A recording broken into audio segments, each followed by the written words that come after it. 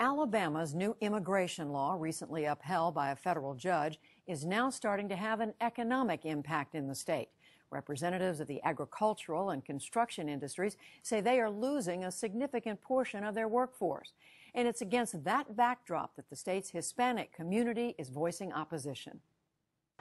The Mi Pueblo supermarket in Birmingham closed its doors yesterday, joining Hispanic-owned businesses across Alabama to take a stand against the state's tough new immigration law. We, all the Hispanic, we should be together to represent, how we feel to the state about it. The work stoppage also hit the poultry industry. The parking lot was almost empty at a Tyson Foods chicken plant in tiny Albertville in northeastern Alabama. Operations slowed or even stopped as many Hispanic employees staged a one-day sick-out. Hey, Bill 56! It was the latest and perhaps largest protest against the law known as HB 56, passed earlier this year.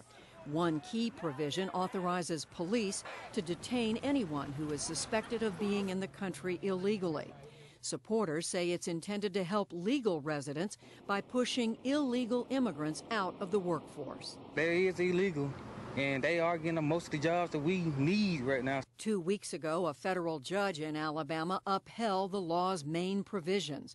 The state's Republican governor, Robert Bentley, welcomed the decision. It would not have been necessary to address this problem if the federal government would have done its job and enforced the laws dealing with this problem. But since then, some local officials have warned that thousands of children here legally could be left in limbo. The worst case scenario for us would be if we had a large number of children who were suddenly dependent and had no relatives who were able and willing to take care of them.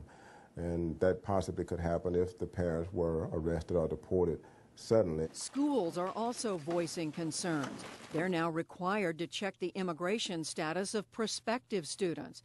And already absentee rates are rising among Hispanic students.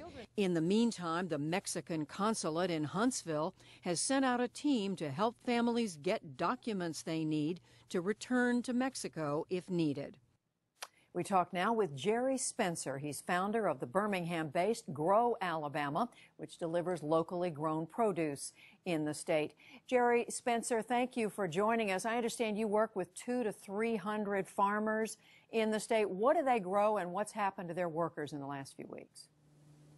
Well, our farmers grow a broad range of various fruits and vegetables.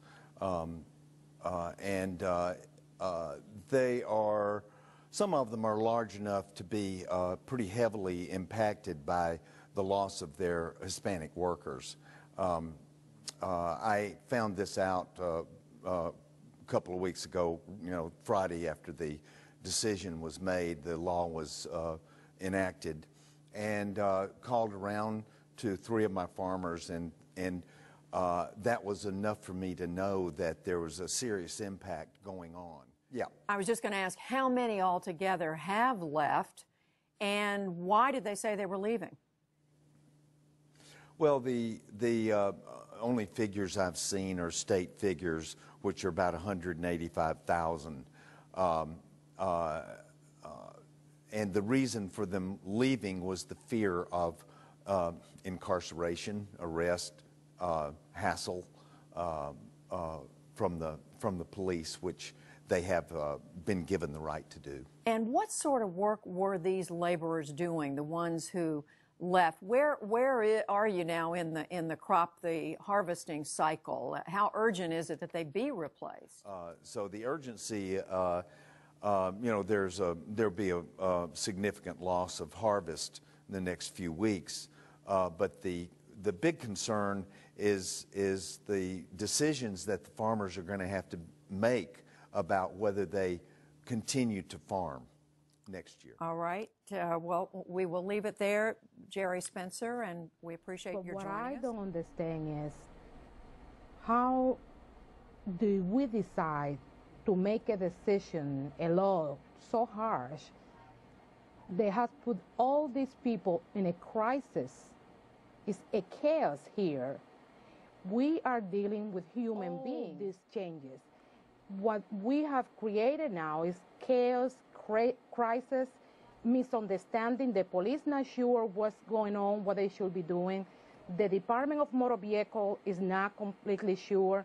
The people themselves are completely confused. People don't have the clear information, and they are just completely afraid. There have been kindergarten classes, like in Albertville, the 20 children disappear in one minute.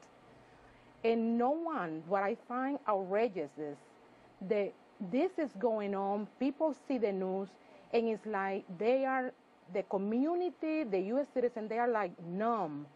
They're not doing anything. Just finally, one quick final word from Representative Ball. Is there going to be an attempt to clarify this situation for them?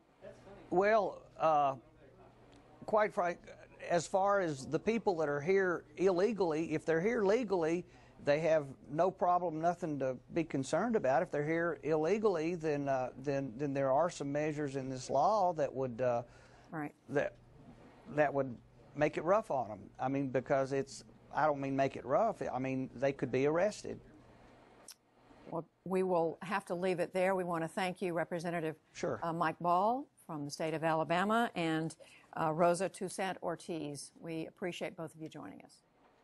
Thank you. Thank you.